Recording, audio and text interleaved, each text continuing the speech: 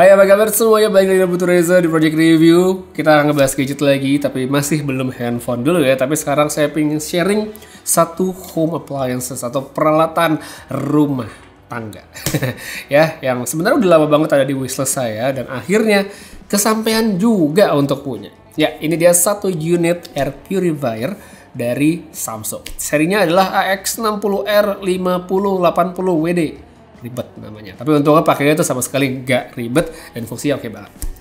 Untuk harga dia ada di 4 jutaan dan bisa lebih murah sebenarnya kalau kita cari promo, jadi ya tinggal dicek-cek aja. By the way, ini bukan air purifier pertama saya, sebelumnya udah sempat punya juga, tapi ukuran dan jangkauannya itu jauh lebih kecil. Sekarang ganti yang lebih gede karena emang butuh yang lebih luas buat ruangannya, tapi untuk pembahasannya nanti di belakang saya omongin lagi. Nah, langsung aja, ini dia bentuk dari si air purifiernya. Mungkin sebagian agak familiar sama bentuknya, mungkin sempat pernah ada yang lihat. Kalau menurut saya pernah ngeliat, ini wajar banget karena emang ini bukan produk yang benar-benar baru. Dan sebenarnya saya juga udah cukup sering melihat dia di tempat-tempat yang publik ya, entah kayak di restoran, entah kayak di bank gitu ya. Ada aja gitu saya ngeliat si air purifier nih. Nah, perangkat seperti air purifier kalau menurut saya adalah barang yang sangat-sangat penting sekarang ya. Alasannya sebenarnya jelas karena kualitas udara di Jakarta dan sekitarnya itu kan emang nggak baik-baik aja gitu. Makanya saya ngerasa emang perlu banget punya alat bantu untuk membersihkan udara di rumah secara optimal. Jadi cukup di luar aja kita menghirup yang kurang bagus, yang kurang sehat, pas masuk rumah ya diusahakan gitu kita dapat udara yang lebih sehat. Ukurannya cukup gede ya, kita bisa lihat unitnya lumayan tinggi untuk sebuah air purifier. Diangkat sebenarnya nggak berat-berat amat, tapi bagusnya dia tuh punya roda ya, ada wheelnya. Jadi kalau pengen dipindah-pindah, digeser-geser itu nggak susah, nggak perlu banyak tenaga. Di depan kita bisa lihat ini ada bolong-bolong tempat masuk udara dan ini adalah salah satu spot favorit kucing saya. Entah kenapa mereka suka banget garuk-garuk di sini. Jadi kalau misalnya kadang-kadang saya buka filter itu ada aja bekas-bekasan kuku mereka yang patah masuk ke situ, ada itu. Di dalam kalau kita buka ada filter juga. Nah, filternya ini terdiri atas 3 lapisan. Yang pertama itu ada namanya washable pre-filter. Ini yang bakal paling kotor duluan karena posisinya kan di paling depan, tapi enaknya sesuai nama dia tuh bisa dicuci dan gampang dibersihin. Nah, ini contoh dari pemakaian kurang lebih sebulan terakhir dan kelihatan emang barangnya berfungsi dengan baik ya, cukup banyak nih debunya yang tangkap. Kemudian untuk yang kedua yang warna hitam ini fungsinya adalah untuk menyaring gas ya. Jadi selain buat partikel-partikel debu, ini juga bisa untuk ngedeteksi kadar gas dalam ruangan. Mungkin kalau misalnya ada kebocoran gas dan segala macam, nah kita bisa tahu. Habis itu satu lagi yang terakhir atau yang paling belakang ini namanya adalah ultra fine dust filter. Ini tuh bisa dibilang kayak HEPA-nya Samsung lah.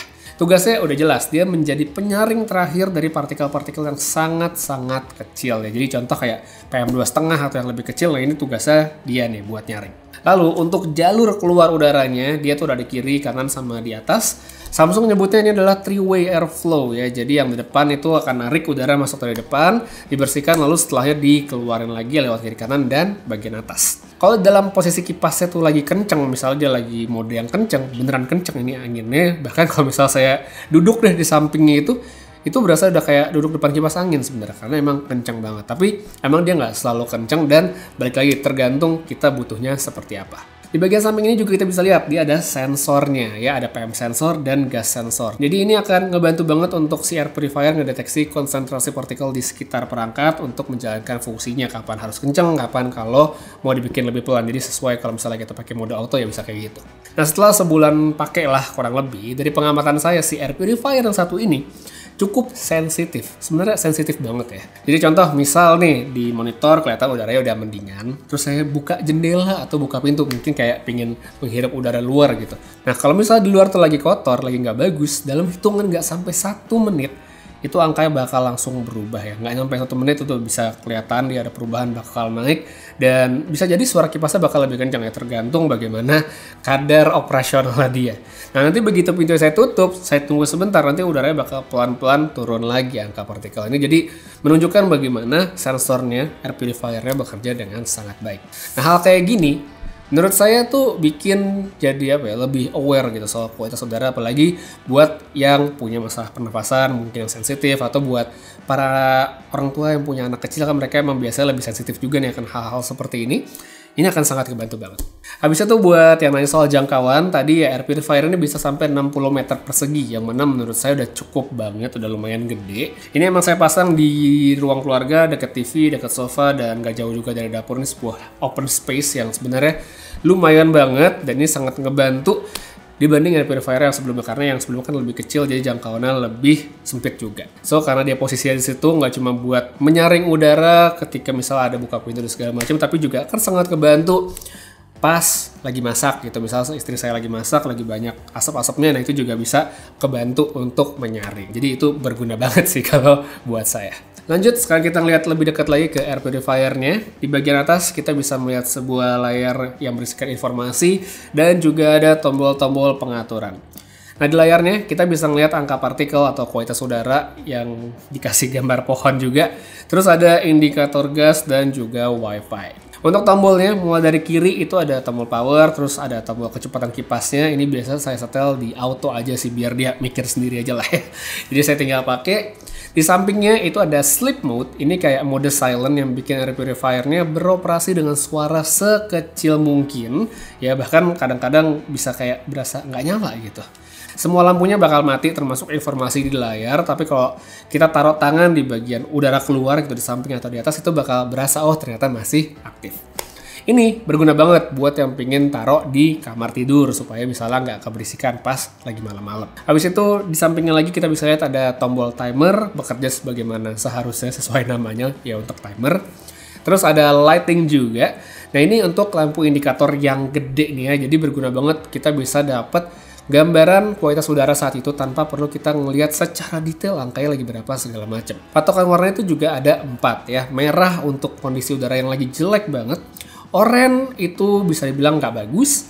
Hijau bagus lah oke. Sedangkan biru itu bagus banget. Dapetin warna biru itu asli susah banget ya, kayak sebulan terakhir mungkin hitungan jari sebelah tangan aja kayak saya dapat yang biru itu. Tapi kalau hijau cukup sering lah ya, lumayan banget. Sedangkan kalau misalnya yang oranye atau merah itu biasanya kejadian kalau saya lagi buka pintu atau buka jendela. Itu aja sih. Satu lagi kita lihat lagi di tombol, ini ada tombol PM particle. Sebenarnya angka PM particle di layar tuh bisa ganti-ganti sendiri, tapi mungkin kalau kita pingin ngerubah sendiri gitu ya, pingin ganti sendiri, pingin lihat yang spesifik, ya sebenarnya tinggal pencet-pencet aja. Nah tombol ini juga bisa kita lihat berfungsi untuk bisa ngunci perangkat kalau ditekan dan tahan selama kurang lebih 3 detikan.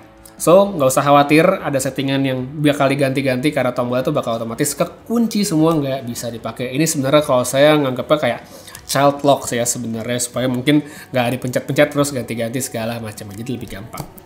Tapi dibandingkan kita harus ngecek dan mencet-mencet langsung di air purifier, ada cara yang lebih gampang dan lebih praktis ya. Jadi gak lain dan gak bukan adalah lewat handphone aja ya, lewat aplikasi SmartThings-nya Samsung.